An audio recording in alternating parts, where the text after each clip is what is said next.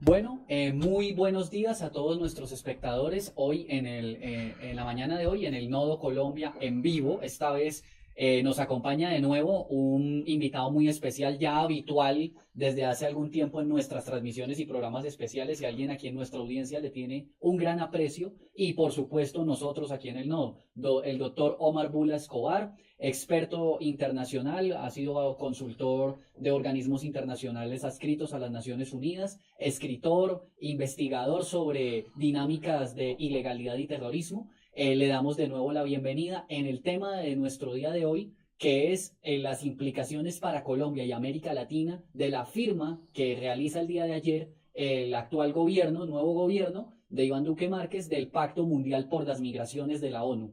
Doctor Omar, bienvenido y muy buenos días. Muchas gracias. Jairo, siempre un placer estar con ustedes. Yo conozco el nodo, personalmente conozco a las personas que trabajan en el nodo y conozco su autenticidad y lo genuinos que son en términos de balancear las noticias, ¿cierto? A pesar de ser un medio pequeño, obviamente comparativamente con los grandes medios que manejan la opinión en el país, yo creo que es meritorio lo que hacen y es un placer estar aquí con ustedes como siempre. Bueno, doctor Omar, antes que nada, pues quisiéramos escuchar, digamos, para muchas personas dirán, bueno, ¿y qué es eso del pacto de migraciones? ¿Por qué el gobierno dice que es algo excelente, que es buenísimo para atender, digamos, un fenómeno que es real y que es bastante fuerte y que lo ha sentido nuestro país en los últimos 3 años, sobre todo radicalizado en el último año y medio, que es la problemática de la migración venezolana, dada la crisis económica, social y política que hay en Venezuela desde que subió al poder Nicolás Maduro, y que obviamente no solamente la tiene Colombia, la tienen muchos países, pero Colombia, por su cercanía, zona de frontera y por su situación geográfica, es el país del mundo que está más afectado por esa situación de manera directa. Eh, ¿Cómo ha sido, qué relación se establecería allí con esto, y cuál es la inconveniencia del pacto de migraciones, y cómo ha sido los errores que usted considera en el manejo migratorio que ha tenido Colombia, tanto en gobiernos Santos como en el actual? Sí, muchas preguntas y un tema muy, muy complejo definitivamente. Complejísimo, lo mencionaba en otro programa ayer, por el hecho de que tiene que ver con la población, con el ser humano y por ende con cada persona que está sobre este planeta. Nadie está exento de las consecuencias de adherir o no adherir a lo que se llama el Global Compact for Migration o al Pacto Global de Migraciones de Naciones Unidas. ¿Qué es el pacto? Muy complejo todo lo que implica. Como digo, tiene que ver con ámbitos lo político, lo económico, lo social, lo cultural, la fe, lo laboral, su trabajo, su vecino, ¿no es cierto? Por ende es muy importante que la gente trate de entenderlo dosificadamente, dada su complejidad, y que vea por qué algunos países han adherido y otros países no han adherido. El hecho de que muchos países no hayan adherido es muestra de que no hay consenso, ¿sí? Entonces, claro, o sea que lo que los unos llaman ventajas, los otros llaman desventajas. Y en este ámbito, las grandes desventajas, a mi modo de ver y al modo de ver de los países que no han adherido, tienen que ver sobre todo con la pérdida de soberanía nacional y con la seguridad nacional. ¿Qué es el Pacto Global de Migración? Se le llama el Pacto Mundial para una Migración segura, ordenada y regular. La migración es uno de los problemas más grandes del siglo XXI, sin duda, desde el punto de vista demográfico, ¿no? Se habla de 286 millones de migrantes, que representan más o menos 3.4% de la población mundial.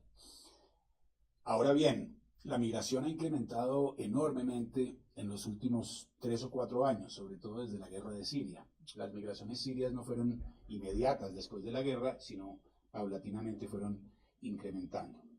Las migraciones de América Latina, como la de Venezuela, es reciente, pero que jamás en el pasado y en su historia América Latina ha vivido migraciones tan importantes como la que hay hoy desde Venezuela, en vista del caos que se ha creado en este país. De ahí que el problema demográfico sea muy, muy importante, ¿sí? Por una población creciente hemos doblado la población mundial desde 1960 hasta nuestros días, ¿no es cierto? Y vamos a llegar más o menos, se estima, a unos 9 a 10 billones según el cálculo, 10.000 millones de personas sobre el planeta hacia el año 2050. Un desequilibrio global es muy importante notarlo aquí también. Gran crecimiento poblacional en Asia. Asia representa más o menos 60% de la población mundial. Gran crecimiento poblacional en África, que será, después de la India y China, será la región más poblada del mundo, dadas sus tasas de fecundidad. Y poco crecimiento poblacional en los países desarrollados, sobre todo debido a las facilidades médicas, a la educación de las madres, a toda una serie de factores que hacen que en los países desarrollados la gente viva más tiempo y además tenga menos hijos. Esto es muy importante, es un problema real, ¿sí?, que hay que abordar, y esto es lo que pretende hacer este pacto: arreglar la migración. Repito su título, que es Pacto Mundial para una Migración Segura, Ordenada y Regular. En efecto, se trata de que los migrantes gocen de seguridad, de una seguridad ordenada, pero el último término es un poco más cuestionable: irregular, ¿no? Ordenada y regular. ¿Por qué regular? Porque este pacto asume que la migración es un fenómeno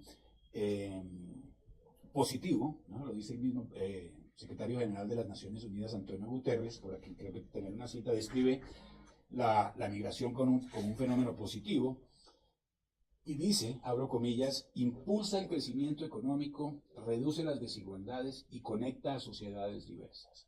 Por ende, lo que se implica acá es que los recursos del planeta y su mala distribución, ¿sí?, se deben mucho a las fronteras de los países. Que por ende, como ser humano, yo debería tener derecho del usufructo de cualquier tipo de recurso que me ofrece el planeta, ¿no es cierto? Es una visión universal desde el punto de vista humanitario. ¿Cuáles son los objetivos del pacto?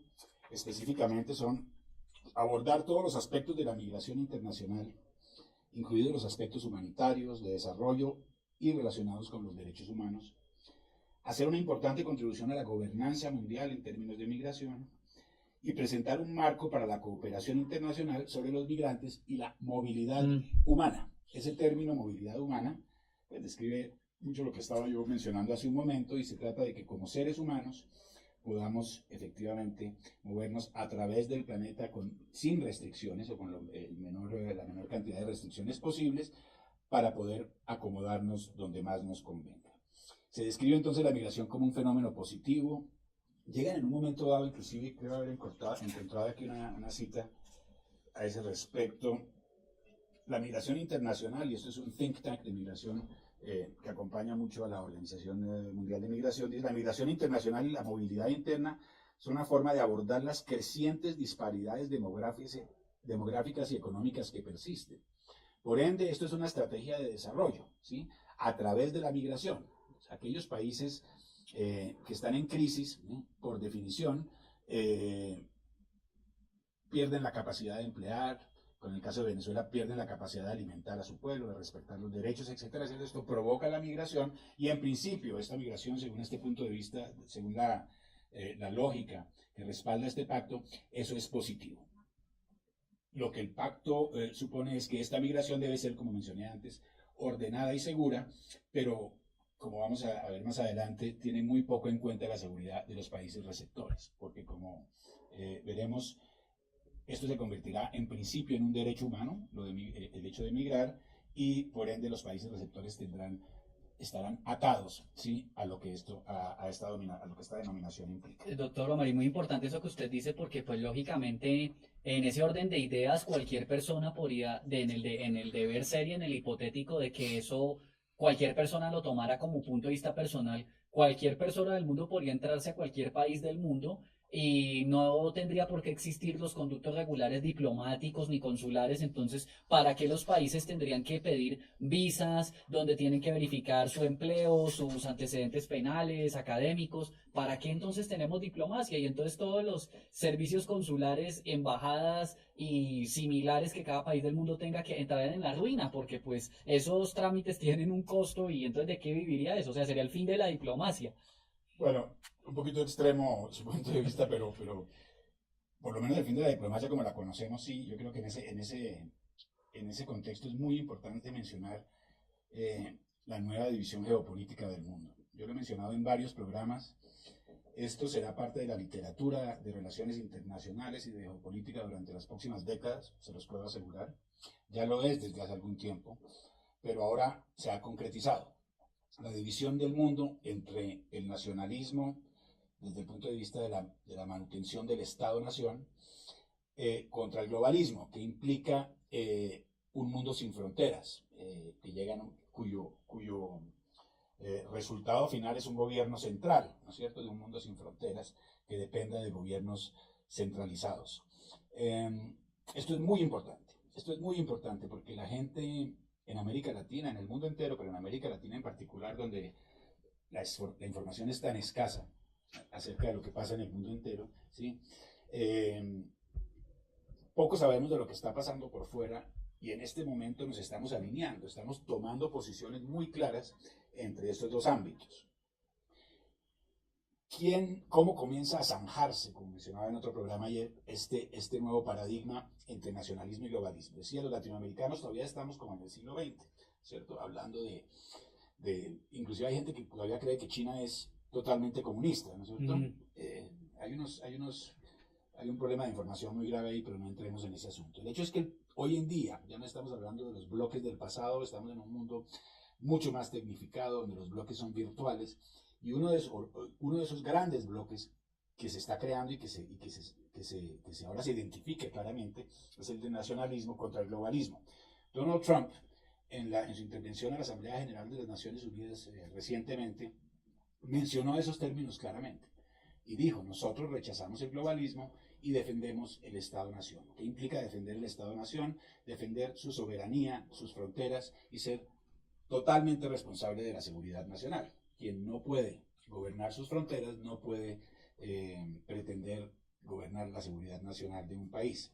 Después a esto respondió el presidente Macron de Francia, recalificando los términos de patriotismo y de nacionalismo. Eso ya es una muestra de que Trump lo mencionó, Macron siguió, y otros presidentes, Víctor Orbán en Hungría, el propio Bolsonaro también se ha posicionado claramente del lado del Estado-Nación.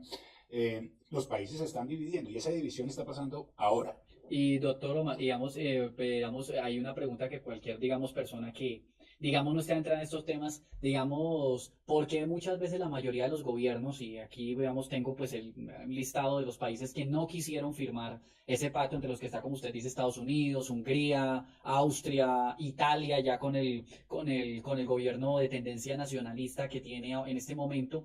Pero, ¿por qué, digamos, en el caso nuestro, en el gobierno de Colombia, o en muchos de estos gobiernos, hablan de una dicotomía en que defender el multilateralismo o lo que usted llama globalismo es un sinónimo de defender la institucionalidad democrática y el progreso y la evolución de los pueblos? O sea, ¿por qué ponen el nacionalismo como algo arcaico, atrasado o extremista?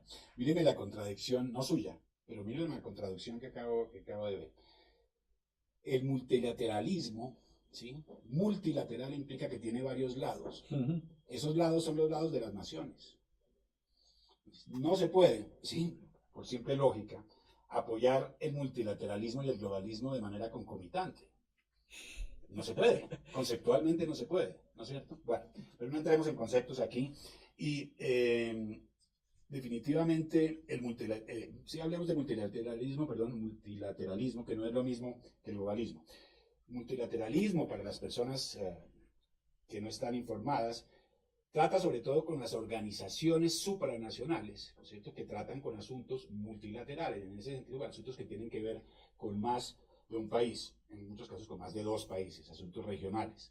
¿Cuáles son las organizaciones multilaterales hoy en día? La más prominente, sin duda, la Organización de las Naciones Unidas. Hay organizaciones regionales, como en el caso de América Latina, la OEA, la Organización de Estados Africanos, la ASEAN para Asia, etcétera, etcétera.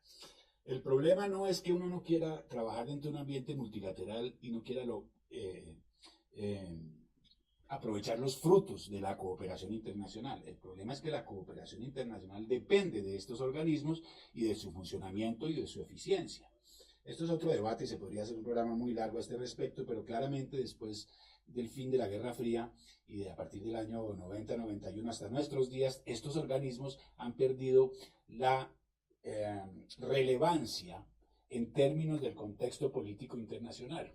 La Sociedad de Naciones, que se creó después de la Primera Guerra Mundial, estaba conformada por los que ganaron esa guerra.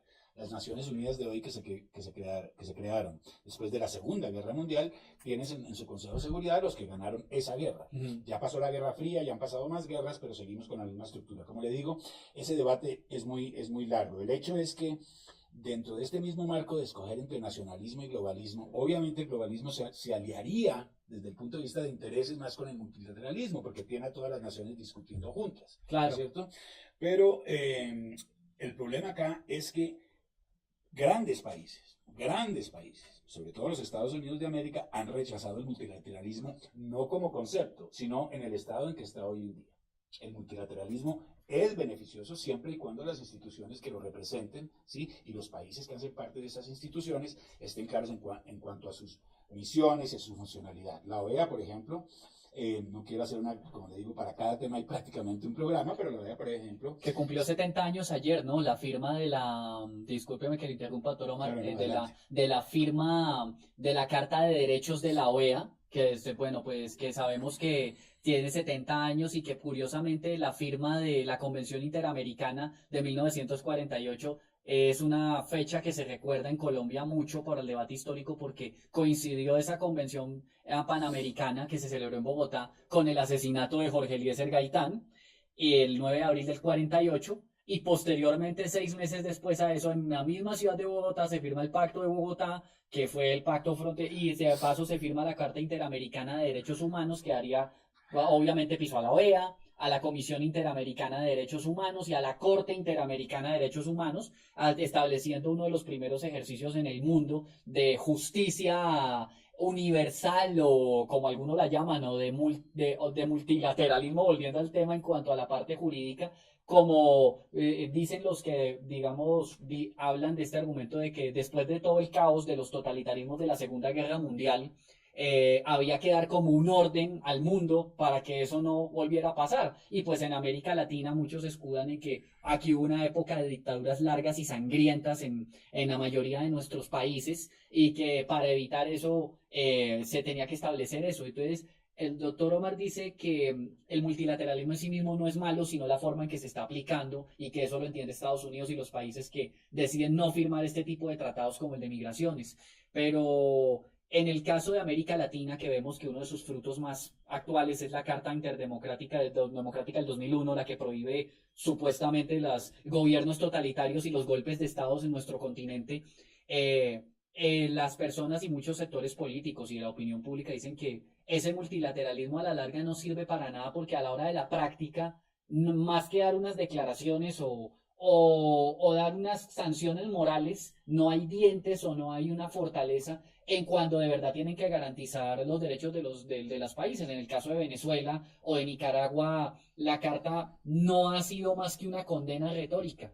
¿Qué opinión tiene usted sobre eso, doctor? No, pues totalmente, eso es claro. Eso no es una opinión, ¿no? Eso es un hecho, ¿no? Venezuela está en el estado que está, la OEA ha estado ahí desde antes que la situación de Venezuela comenzara y la Carta Democrática no ha sido implementada. Eso es un hecho. Ahí no hay opinión, eso es claro. Que se lo quiere interpretar como dificultades políticas, falta de voluntad política, como quiera, es un hecho que Venezuela está en el estado que está y que la OEA ha sido totalmente ineficaz en afrontar. ¿Y por qué ha sido totalmente ineficaz? Sin culpar necesariamente a los funcionarios de la OEA, porque las organizaciones no se han adaptado a los paradigmas actuales, ¿no es cierto? En el momento en que uno trabaja dentro del marco de un paradigma del siglo XX, la OEA fue creada a raíz, ¿sí?, del fin de la Segunda Guerra Mundial y dentro del marco de la Guerra Fría, ¿no es cierto? La OEA fue creada precisamente como una contraparte de lo que estaba pasando del otro lado del mundo en la Unión Soviética, ¿no es cierto?, para poder controlar las Américas, adentro de la doctrina Monroe, etcétera, etcétera. Son tiempos muy diferentes. A mí John Jairo, permanentemente me incomoda el hecho de que se haga referencia a la historia erróneamente. Yo creo que la historia es muy importante, Sí, señor. pero hay que hacer referencia a ella de manera procedente. Sí, ¿No es señor. cierto? Si en esa referencia que se hace a la historia se pierde la conciencia del presente, y el presente del siglo XXI es muy diferente al del siglo XX, Claro. ¿no es cierto? Hoy hablaban de las FARC del siglo XX, comparaban en el caso de, qué pena, salimos un poco del tema del pacto acá, pero comparaban ahora con la muerte de Belisario Betancur a la amnistía que se tramitó con el edil M19 y en El Tiempo y en otros diarios pro, pro gobierno, ¿sí? Se hacía una especie de parangón entre lo que pasaba en esa época de la paz y que el camino es la paz y la negociación. El camino siempre ha sido la paz y la negociación, desde Adán y Eva, ¿no es cierto? El problema es cómo se adopta y qué camino, cuáles son las rutas más adecuadas.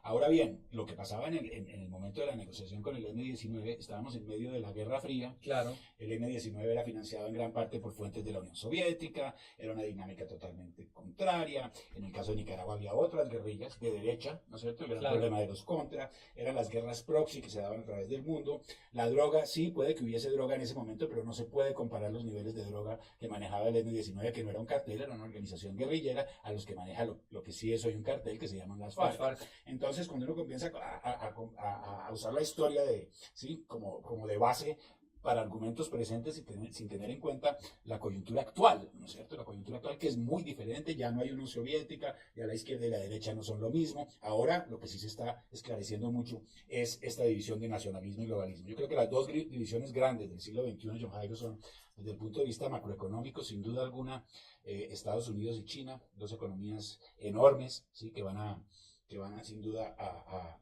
dominar todo el panorama económico del siglo XXI, y por el lado político vamos a tener, por el lado de Occidente y algunas partes de Asia también, ese paradigma de nacionalismo y globalismo. Yo quiero que siguiéramos quisiera que siguiéramos con el pacto. Perfecto. Perdón mis monólogos, pero no, ni más faltaba, usted es nuestro invitado. Gracias. Implicaciones de este pacto. Declarar la migración como derecho humano, institucionalizar la migración, ¿sí? Como una actividad de hecho, ¿sí? Que de hecho yo, ¿sí? tengo el derecho, ¿sí? de migrar por razones varias que no tienen que ver con lo que tenían que ver en el pasado. Claro. El hecho es que como derecho humano esto tiene unas implicaciones bárbaras. Los términos legal e ilegal se convertirían en regular e irregular. Por ende, el migrante legal sería un migrante regular y el ilegal sería irregular. Esto tiene unas consecuencias muy, muy importantes. Muy, muy importantes. El migrante del pasado que conocemos y por el cual tenemos que responder desde el punto de vista humanitario por el hecho de que está en una situación precaria y que la situación de su país no permite que viva libremente y en seguridad, etcétera, etcétera, se definió en 1951 una persona que teme por su vida o por su libertad, esa es la definición, como resultado de su raza, de su religión, su opinión o su orientación.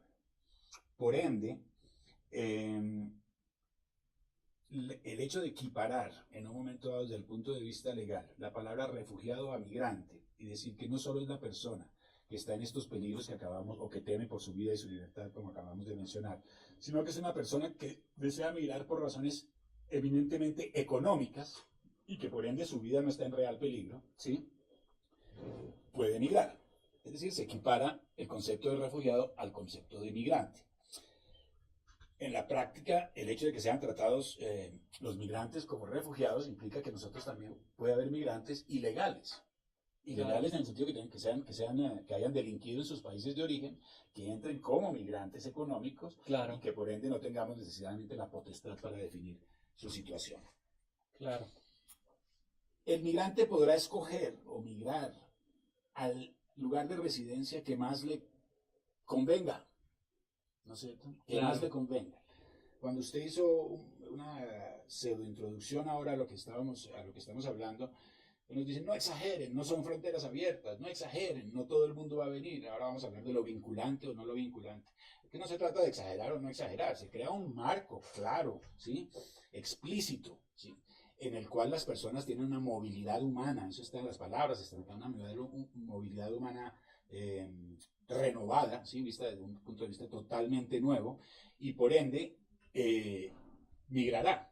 Estas migraciones además, como les digo, se han incrementado desde 2015 y después vamos a ver cuán legítimas son todas las migraciones que tenemos a través del mundo. El país receptor, es decir, en el caso de Colombia, pues Colombia, si tuviese que recibir migrantes de otros países, tiene que comprometerse, ¿sí?, a básicamente ofrecerles vivienda, salud, Educación. bienestar, educación, vestido, todo lo que representa ser el respeto de un derecho humano. Y un subsidio, porque pues, y subsidios económicos, pues porque lógicamente si usted está partiendo del hecho que son personas que vienen de una situación supremamente precaria, pues llegan aquí en condiciones indignas de que tienen lo que llevan puesto encima y nada más. Entonces usted tiene que asumir eso en la misma dinámica como cuando un gobierno municipal o el gobierno nacional subsidian a una población vulnerable porque usted sabe que están en una situación tan de extrema pobreza que no hay otra forma de ayudarlos que darles un subsidio, porque no hay de otra forma. Ahí hay varios temas interesantes. Primero que todo, nuestros países ya tienen graves problemas para afrontar la pobreza propia. Basta, y sobre todo Colombia. Hablan de ley de financiamiento y de financiamiento para la educación y de financiamiento o de la plata que se roban los unos en bolsas, pero nadie habla de esto. En el momento en que nosotros tengamos un movimiento migratorio sustantivo a Colombia, vamos a tener que tenemos que financiarlo. ¿Qué pasa? Que en ese momento la financiación, como no viene de las arcas nacionales, por definición, viene de los organismos multilaterales. Y eso crea, de facto, una dependencia de los organismos multilaterales. Sexto punto de gran importancia es el punto de la prensa. Es el punto tal vez más oscuro de este pacto de migración. Y es el que comprueba, ¿sí?, que el tal hecho de que no sea vinculante, de que el tal hecho de que no sea obligatorio, que su carácter supuestamente humanista sea el que prevalezca, es que la prensa, y esto fue explícitamente dicho en el Parlamento Europeo, pueden encontrar la grabación, explícitamente dicho, la prensa se le queda prohibido criticar la migración como fenómeno. No se puede criticar a la migración. La migración no puede ser sujeto de crítica o de ningún tipo de calificativo, ¿sí? Aquí entramos al terreno de la libertad de opinión. Es tal vez, desde mi punto de vista, una aberración evidente de este pacto, ¿no es cierto? Porque además la prensa que critique la migración no solo será sancionada penalmente, hay sanciones penales para quien opine sobre la migración.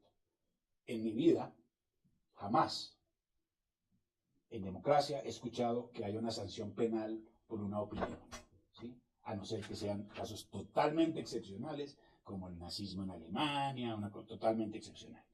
No se puede aceptar en un mundo moderno que además tengamos que aceptar un fenómeno, ¿sí?, que tiene todas estas otras consecuencias. Las definiciones que hacen de refugiados son de una ligereza absoluta. Se define en una definición de la Organización de Inmigración, dicen la persona que cambia de residencia. El propio Nigel Farage, en la punta de lanza, como mencionaba ayer, del Brexit, dice aquí lo que dice básicamente es el que se quiera mover de un lugar a otro, cambie su lugar de residencia, lo puede hacer, ¿sí?, con base en una serie de criterios no solamente de seguridad personal ni de persecución, sino de económicos, y tendrá iguales derechos que los nativos, porque al fin y al cabo son derechos humanos. Entonces, en el momento en que un migrante entra aquí, su derecho como humano es el mismo, se amalgama entre los derechos generales que yo también tengo como ciudadano de país receptor. Que no afecta la soberanía, ayer vi la Cancillería con una serie primero que todo, que es totalmente inaceptable. Yo no soy abogado, pero sinceramente creo que esto hay que estudiarlo. Que no se haya informado al país acerca de un asunto tan importante. Uno de los derechos más importantes es el derecho a la información. Es más, es uno de los pilares del Estado de Derecho. No hemos sido informados. La Cancillería comienza a informar ayer a través de redes sociales. El silencio de la prensa a nivel de estos países, sobre todo, ha sido muy conspicuo, muy curioso en todo caso.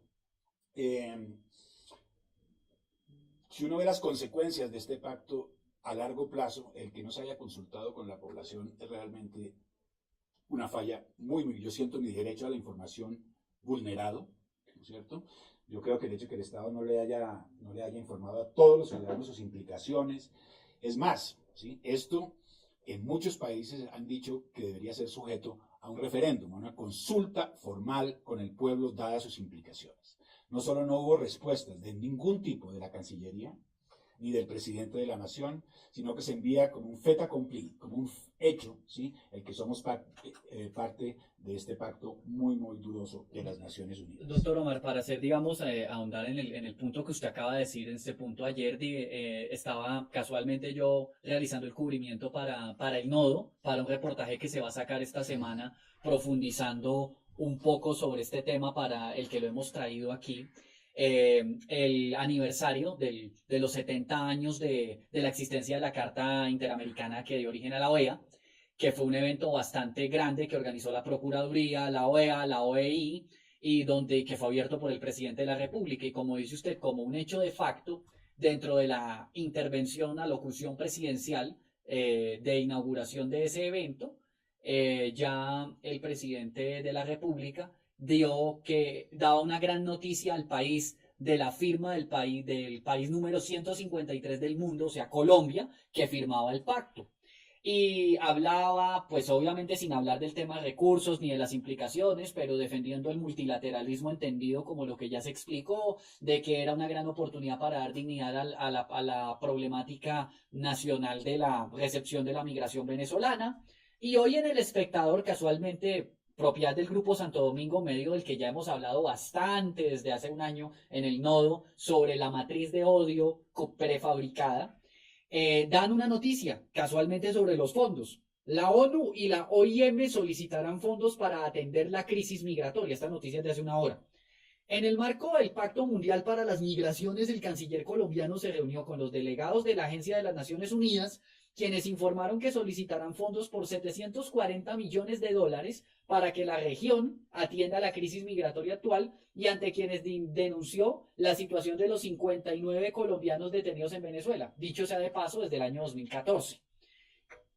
Entonces, y pues lógicamente todo este transbordo de la prensa, yo en algún momento vi hace 6 meses unos comerciales que eran con niños, hablo de niños de menos de 5 años, venezolanos y colombianos, que los ponían en un escenario para que fueran amigos entre ellos, y pues como haciendo todo el manejo psicológico para empezar a evitar entre la población, digamos, los términos que ellos consideran peyorativos o cualquier tipo de crítica por parte de la prensa y de los ciudadanos hacia los migrantes. Incluso, dato curioso, ahorita el otro año hay elecciones en Bogotá, el Consejo de Participación Ciudadana Distrital, un órgano nuevo que se creó por la Ley de Participación de 2015, y las asociaciones de migrantes, porque ya no se puede hablar ni de venezolanos como término, porque se considera un término despectivo, se tiene que hablar de extranjeros y de migrantes, y eso está ya en los manuales de estilo de varios medios de comunicación. Y en los representantes de las asociaciones, que se calcula que son 252 ONGs registradas en Colombia para atención de migrantes venezolanos, que me pregunto dónde están, porque hay muchos que llegan en situaciones realmente indignas, realmente horribles, tienen 2 asientos en el consejo, en ese nuevo órgano de participación de Bogotá, siendo extranjeros. Es decir, que no tienen que tener la nacionalidad colombiana o el estatus migratorio en trámite, sino que siendo extranjeros pueden tener la silla en ese órgano de participación, y esos órganos de participación se van a crear en todos los distritos de Colombia y en todos los departamentos.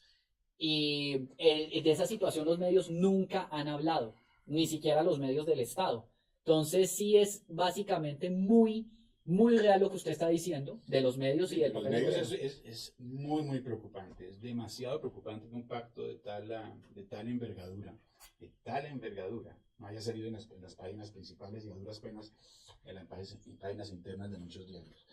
Yo creo que se puede asumir con cierta seguridad que el fenómeno mediático no es...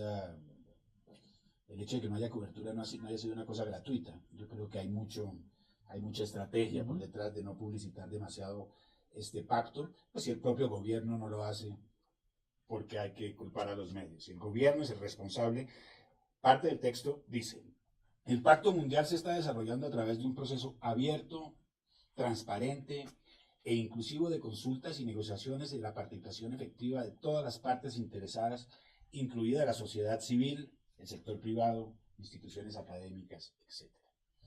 Colombia no sabía nada, señor presidente. Colombia no fue consultada. Colombia fue informada ayer, el 10 de diciembre, en Marrakech, anunciando una serie de bondades de este pacto. Y no confundamos acá dos cosas. Yo creo que es muy importante para todos los que escuchan en Colombia y en cualquier parte del mundo. Hay dos lados. Hay un lado humanitario, genuino, auténtico, personas que sufren en sus países y que deben migrar porque, como mencionamos antes en la definición de refugiado, están en peligro, sus familias no pueden comer, hay niños sufriendo. Y esa cara humanitaria de los países es muy importante, y esa cara bondadosa de los países en términos de imagen es importante, pero no solo en términos de imagen, sino en términos de acciones. De ahí que no confundamos las cosas. Las actividades que, por ejemplo, realizan los funcionarios de Naciones Unidas en los campos de refugiados a través del mundo son heroicas, ¿no es cierto? Salvan gente, efectivamente. Ese es el lado humanitario de la cosa, ¿no es cierto?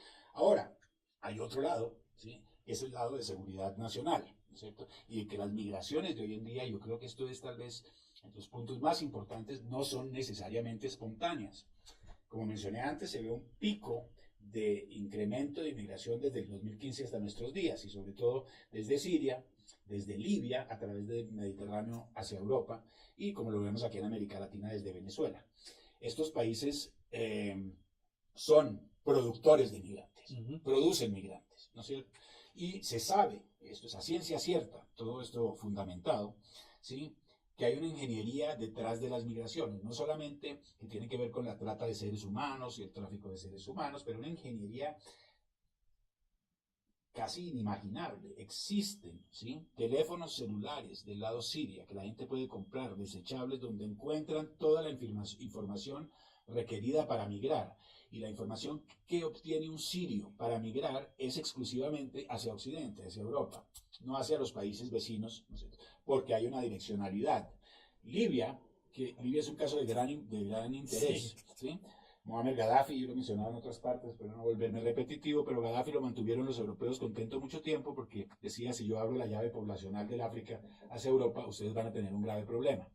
El hecho es que después Libia lo intervienen, y fíjense que ese problema se dio, porque la mayoría de los migrantes que pasan el Mediterráneo, el niño que ustedes ven en la playa, que fue el que lanzó ese tema de migración de manera global, ¿sí? La mayoría de los migrantes vienen de Libia, y la mayoría de los migrantes que vienen de Libia son migrantes organizados. Son migrantes organizados. Es verdad que en sus países hay sufrimiento y hay persecución, pero dentro de estos está el lado oscuro de la migración, que es el crimen transnacional organizado. Claro. ¿No es cierto? La penetración de las organizaciones terroristas, del yihadismo, que ya lo hemos facilitado porque ya tenemos fronteras abiertas y ya sabemos que hay elementos del yihadismo internacional en América Latina. Eso sin fronteras abiertas, o no lo llamemos fronteras abiertas para los que dicen que la cosa no se traduce a tales extremos, ¿sí? Pero aquellos que tienen una política migratoria como la que propone este pacto, obviamente, ¿sí?, facilitarán la entrada de todo tipo de elementos indeseables, y con la acotación ahí del hecho de que no podemos legalmente lidiar con ellos porque su derecho de emigrar es un derecho humano. Los riesgos son enormes. Hay una persona que sigo mencionando que se llama Kelly Greenhill. Busquen el libro. Yo no lo sé si lo hay en español, yo me imagino que sí, porque además una autoridad, PhD de MIT, de Harvard, trabajó con el gobierno, con varios gobiernos de los Estados Unidos, muy conocedora, y sacó un libro que se llama Las guerras de migración masiva, ¿no es cierto?, de migración masiva. La migración ha sido utilizada durante toda la historia, sí, señor, como un instrumento político. Y hay un caso muy curioso que yo menciono a veces y que menciona Greenhill en su libro, y es el caso de Jimmy Carter, que estaba en China hablando con Deng Xiaoping y reclamando por los derechos humanos chinos, ¿no?, de la China, y Deng Xiaoping básicamente le contesta: yo tengo la capacidad de enviarle 10, 20, 30, 40, 50 millones de chinos a Estados Unidos, ¿sí? ¿Qué opina? No opinó más Jimmy Carter y se acabó la conversación ahí, no se habló más de derechos humanos. Esto ha sido conocemos los Boat People de Corea, conocemos los Boat People de Haití, las balsas cubanas. Esto no es nuevo y no todas las migraciones son espontáneas. Desafortunadamente, hoy, ¿sí? Las migraciones están más estructuradas que nunca, ¿sí? Y desafortunadamente, perdón la redundancia, no tienen en cuenta el hecho de que hay todo tipo de elementos indeseables que entran a los países. Un país como Colombia, primer productor mundial de cocaína. Ese es el honor que nos dejó Juan Manuel Santos y que aún se mantiene. Todavía somos el primer productor mundial de cocaína. No se le puede caer, ya hay otro gobierno, ¿cierto? Una cosa, hay que medir también las críticas al gobierno pasado y tengo todas las que quieran. Claro, total. Pero aquí no ha cambiado nada, entonces las críticas son muy parecidas. El hecho es que, y se puede entrar en el tema de droga, es muy, muy delicado. Yo no sé qué ha pasado, sinceramente, tenemos 220.000 hectáreas de droga en un país gobernado transparentemente. Yo como ciudadano esperaría que me dijeran mensualmente o bimensualmente cómo va la erradicación, en cuántas hectáreas menos va. Eso se llama gobierno directo, para aquellos que no lo conocen.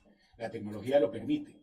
El gobierno de Colombia puede perfectamente, ¿sí? Establecer un sistema en el que los ciudadanos sean informados periódicamente de cuánto se ha erradicado de droga, a menos que el gobierno colombiano no crea que la droga es un problema, ¿no es cierto? Ese ya es otro debate.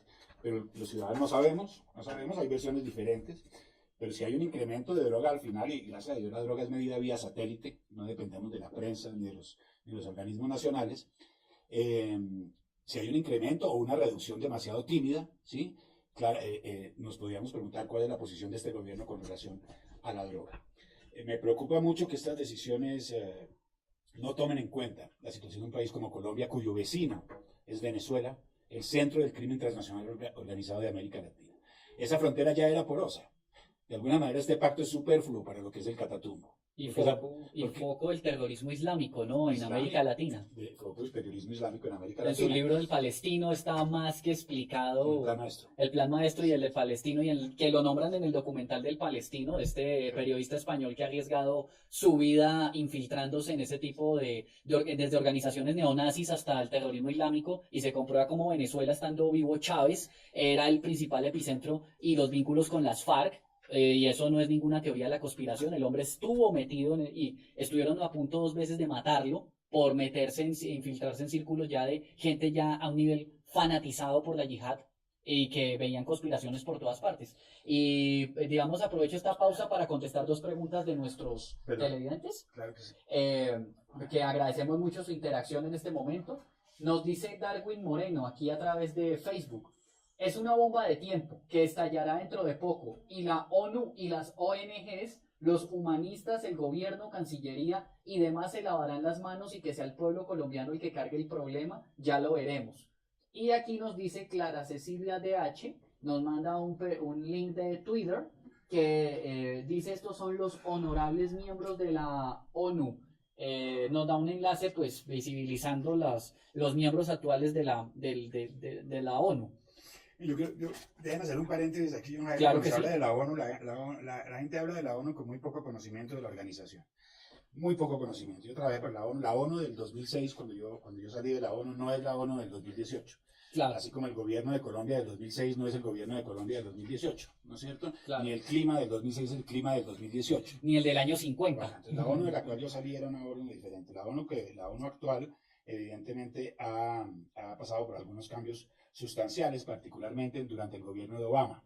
¿Sí? Fue donde más cambió la ONU. Y la ONU que tenemos hoy es casi un producto de todas las licencias que le dio Obama a personajes prominentes del globalismo como George Soros, para penetrarla, ¿no es cierto? Ahora, la ONU, los que llevan las riendas de las políticas de la ONU están muy alto. El funcionario común de la ONU no es que no tenga información, pero no accede frecuentemente a información sobre los problemas globales, es mi modo de ver, porque está dentro del marco de la corporación. ¿Sí? La persona que está en la ONU abajo trabaja para su jefe, que trabaja para su jefe, que trabaja para su jefe, y tienen que cumplir una serie de metas corporativas, todos de muy buena voluntad, gente muy seria. Yo tengo colegas excelentes, ¿sí? Gente muy, muy seria, gente profesional. O sea que cuando se habla de la ONU, no se puede también, son más de 40.000 empleados a nivel mundial, ¿no es cierto? En todos los sectores, Claro. desde la meteorología hasta el espacio, etcétera, etcétera. Entonces, no condenemos a las organizaciones totalmente. Cuando yo hablaba de la OEA también lo dije. No se trata de sus funcionarios, se trata de su funcionamiento, su organigrama y su adaptación a los tiempos modernos. Bueno, hay muchas otras, creo que ya nos queda poco tiempo, pero hay muchas otras consecuencias de este pacto y sobre todo también la transculturalidad, que no tiene nada de malo. Ustedes han visto en televisión una propaganda que sale muy a menudo que se llama "Estamos hechos de lo mismo". Sí, claro. Muchos lo pueden haber visto. Salen colores, salen culturas. Solo al estar consciente de este tipo de movimientos globalistas se da uno cuenta de dónde se enmarcan ese tipo de publicidades, ¿no es cierto?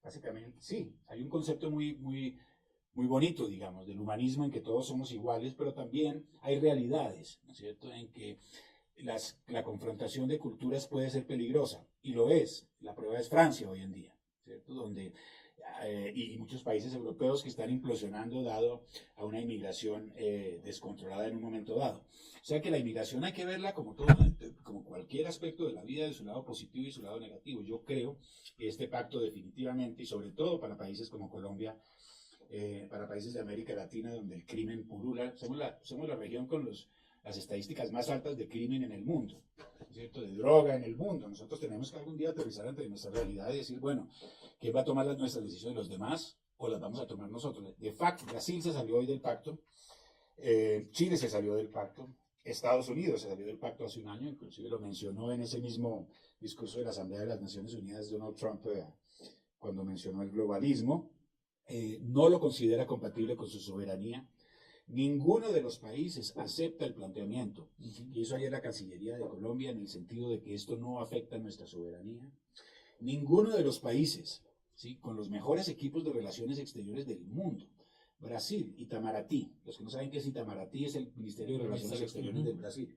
Las dos escuelas, una de las escuelas de diplomacia más importantes del mundo. Brasil se salvó gracias a Bolsonaro. Donde hubiera estado Michel Temer, eso es obviamente hipotético, pero tengo casi la seguridad, o Haddad, o Lula, obviamente hubiéramos adherido a este pacto, hubiera adherido Brasil. Brasil dijo hoy, el ministro Araujo lo tiene en 3 tweets muy claros, y básicamente todos los países que me han rechazado dicen, nosotros somos responsables de nuestras fronteras y nadie más. Nosotros somos los que decidimos quién entra y quién sale de nuestro país y nadie más. Cuando se trata que alguien más decide, es evidentemente una pérdida de soberanía en las decisiones demográficas de un país.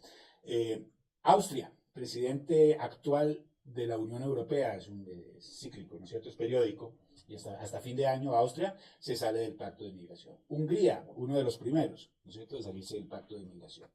Chile, hace 2 días, decide salirse del pacto de migración. República Dominicana, hasta ahora se de esos 3 en América Latina, Chile, Brasil y República Dominicana. Pero República Dominicana tiene al lado Haití. ¿No es el problema tan tremendo que con es? Unas diferencias enormes desde el punto de vista económico, y ha tenido problemas ya de migración. Dijeron que no.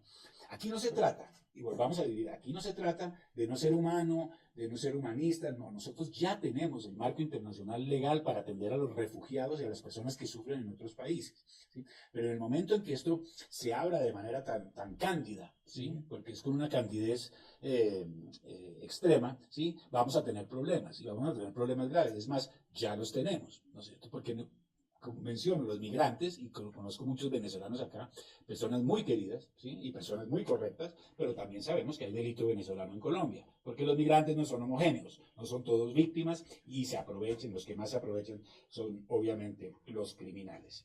Por último, quisiera mencionar los aspectos vinculantes, porque salieron inclusive el secretario de la conferencia en Marrakech, cuyo nombre es, por aquí. Stefan Dujarric dijo el viernes que 135 países han informado que asistirán a la reunión de Marrakech, especialmente porque no es legalmente vinculante. Si no es vinculante, ¿para qué lo firman? Número 1, eso lo dijo un político holandés y me permito plagiar su opinión. Si no es vinculante, ¿por qué lo firman? Claro. ¿Sí? Y sí es vinculante, a pesar de que no lo digan, por una razón muy sencilla. y también Estados Unidos lo menciona de una manera muy especial, perdón, estoy buscando acá. Sí es vinculante, porque el tratado empieza, John Jairo, con una serie de referencias a tratados ya existentes que sí son vinculantes, de los cuales los países ya han aceptado. Claro. Entre ellos los objetivos de 2030 de desarrollo sostenible.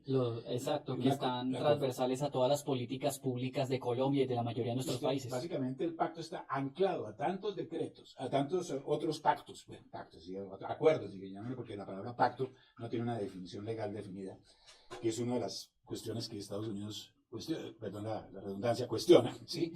En el sentido de que pacto dice, parece no querer decir nada, pero sí obliga, de facto, hace que los países teman, y lo han dicho explícitamente. O sea que aquí no se trata de lo que yo opine, de lo que usted opine, claro, sino de recoger las opiniones de los países que rechazaron este pacto, entre ellos los países más poderosos del mundo. Japón, China, Rusia, Italia, ¿no es cierto? Y en América Latina, Brasil, nada más y nada menos, ¿sí? Recoger las opiniones y de ver cuáles son sus dudas al respecto y de ver cuáles son sus motivaciones para decir no. Este pacto no nos conviene. Yo no he escuchado, obviamente, si ni siquiera sabíamos que este pacto se iba a firmar, mucho menos aún habremos escuchado de la Cancillería, del presidente de Colombia. La falta de transparencia es insultante, realmente es insultante. Veremos qué acciones puede tomar el ciudadano para reclamar su derecho a la información. Entonces sí es vinculante. Eso de que no es vinculante es retórica, sí. Es retórica en el momento que sea, y como le digo, los países lo mencionan específicamente con el peligro de que con el tiempo esto se vuelva parte de la normativa internacional, claro, y se vuelva derecho consuetudinario, ¿no es cierto? Que no todos los países, que el derecho consuetudinario, para los que no saben, el derecho de costumbres, y en un momento dado se puede hacer una referencia retroactiva o directa a cualquier pacto existente, lo que lo hace vinculante. Si no es vinculante, ¿por qué lo firmamos? Solo quiero cerrar, porque eso se puede hablar muchísimo tiempo. Iba a buscar una cita de los Estados Unidos, pero no la encontré. Solo quiero cerrar diciendo reiterando el hecho de que el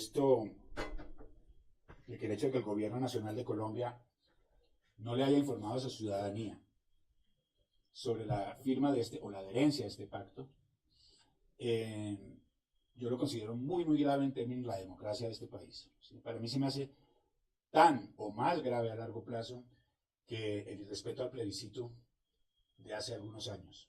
Si ese plebiscito y el hecho de haber irrespetado sus resultados y continuar hoy en día irrespetando sus resultados, porque el acuerdo de paz sigue vigente,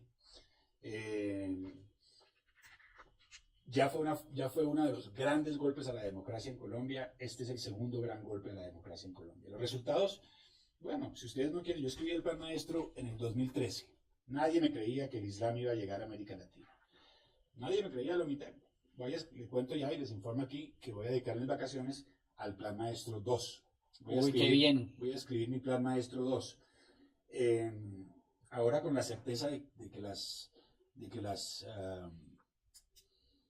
proyecciones que creía ser con base en hechos en 2013 se han concretado. Lo que viene, no vamos a ver el resultado de este pacto mañana, ¿no es cierto? Pero lo vamos a ver con el tiempo.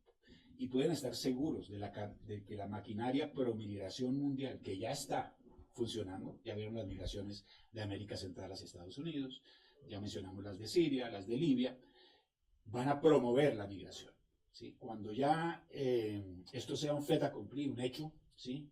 Ya será muy difícil para nosotros dar un paso hacia atrás. Yo creo que es inaceptable lo que está haciendo el gobierno en este momento, y espero, dicen que la firma es el 17, en realidad espero que podamos considerar. En Chile se levantó la población y obligaron al gobierno a decir no.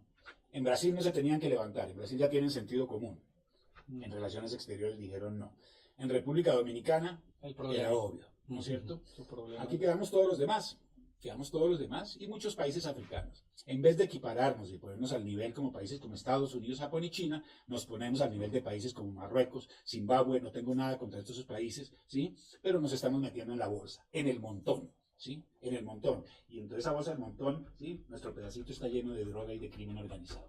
Hasta que la gente no se dé cuenta que vive en una tierra redonda y no vive en Chapinero, nos va a comer el ogro. Muchas gracias por el tiempo. No sé si hay algo más, qué pena, pero creo que... Bueno, ya para pues agradeciendo pues lógicamente sus participaciones y sus argumentos y comentarios que siempre son tan necesarios en estos tiempos de continuidad de crisis. Ya vamos a dar última lectura a uno de los últimos comentarios aquí a través de Facebook. Claudia B. González. Si Colombia en este momento histórico no hubiese entrado a formar parte de este pacto, perderíamos la ayuda en el tema de los migrantes venezolanos de gobiernos, estos que sí pertenecen a este pacto mundial. Y somos capaces de ser responsables de cuidar solos nuestras fronteras. Es más como una pregunta. Me disculpo. Sí, señor. Pero necesito azúcar. Perdón. Sí, agradecemos a nuestros oyentes y nuestros espectadores por sus interacciones a través de las redes sociales de nuestra cuenta de Facebook de El Nodo Colombia. La pregunta es muy buena, pero ¿qué viene primero, el huevo o la gallina? Sí. ¿No es cierto? De la cantidad de migrantes que entren al país dependerá la necesidad de ayuda. Si hay menos migrantes, menos necesidad de ayuda. La pregunta es buena sobre todo porque comenzamos a depender de la financiación de muchas de las personas que tienen derecho a vivir aquí a través de este derecho humano que hemos mencionado, ¿sí? A depender de los organismos internacionales. Yo conozco muy de cerca. 740 millones de dólares vienen para Colombia solo para ese tema. Yo conozco muy de cerca la ayuda humanitaria internacional porque fue lo que hice durante muchísimo tiempo. Cuando usted ve esos aviones que tiran alimentos del cielo. De la Cruz Roja y eso, sí. Eso es del PMA, del Programa Mundial de Alimentos, una de las agencias de Naciones Unidas más eficientes, yo diría, de las pocas, no porque yo trabajé ahí, no, pero efectivamente eficientes, pura ayuda humanitaria. Y las personas que trabajan ahí son personas muy dedicadas, que se sacrifican mucho, etcétera, etcétera. Pero una de las cosas que uno no ve cuando está dentro del sistema es lo que sí ve cuando está por fuera del sistema, ¿no es cierto? Que estas crisis de refugiados en gran parte podrían ser solucionadas si se solucionan los problemas en casa. El sueño de un refugiado y de un migrante, ¿sí? Antes, ¿sí?, que emigrar y pasar por todas estas dificultades, es vivir en casa tranquilo. ¿Por qué no tenemos el derecho de vivir en casas tranquilo? ¿Por qué tenemos que tener el derecho migrar como derecho y no como opción? Si no lo tenemos como opción es porque los gobernantes no tienen la capacidad de asegurar, ¿sí?, la vida de los ciudadanos en su propio país. Eso es lo que yo siento. Eso es lo que yo siento. Que mi propio país está básicamente entregando mi seguridad, ¿sí?, a manos ajenas por su incapacidad de garantizarme mi seguridad y la de mi familia. Eso para mí desde el punto de vista global actual es una debilidad. Claro. Una debilidad. Los países, y vamos a ver, el tiempo lo dirá, pero los países, y esto es un experimento, ¿cierto? Los países que dijeron no están experimentando nada. Claro. ¿No es cierto? Van a seguir con su dinámica normal, ¿no es cierto?, como nación, con fronteras, ¿sí? Y los que entramos, y ese modo hablo porque soy colombiano, yo aunque no estoy totalmente contrario de la decisión que se tomó, ¿sí?, los que entramos vamos a ser parte de este experimento humanitario, ¿sí?, que repito, una cosa es ser humanitario y otra cosa es ser descuidado. Claro. No sé, las dos cosas tienen que ir conectadas. La cara de Colombia como país bondadoso para la inmigración es esencial. Todo país debe ser bondadoso, debe recibir a las personas que están en peligro, debe atenderlas con todo lo que implica el derecho internacional y la ley internacional y además la voluntad propia como ser humano de ayudar a la gente. Eso no quiere decir que no haya elementos malos que estén pasando por nuestras fronteras y elementos aún peores que estén organizando estas migraciones para llevar a cabo su proyecto globalista. Espero haber respondido esa pregunta. Bueno, otros comentarios. Colombia está en peligro, dice Luz Piedad Bonet Mejía. Y Claria Cecilia DH pregunto, ¿ya la izquierda democrática está empoderada de nuestra, entre comillas, democracia? Y ya estas serían, pues, digamos, las últimas interacciones de redes. Agradecemos mucho al doctor Omar Bula Escobar por aceptar esta invitación para este tema tan urgente y tan de actualidad inmediata para nuestro país con unas implicaciones bastante fuertes. Creo que ese mensaje final que usted da de que si nosotros como sociedad colombiana y como el sector institucional o patriótico del país que creyó en un cambio en su mayoría del nuevo gobierno sobre muchos aspectos del manejo internacional y de la mala herencia en muchos aspectos que dejó el gobierno de Juan Manuel Santos, no exige que ganó las elecciones, quién sabe a dónde iremos a parar. Y a ustedes, televidentes, muchas gracias por haber compartido esta transmisión. Agradecemos su permanente conexión con nuestras redes sociales y los esperamos en una próxima.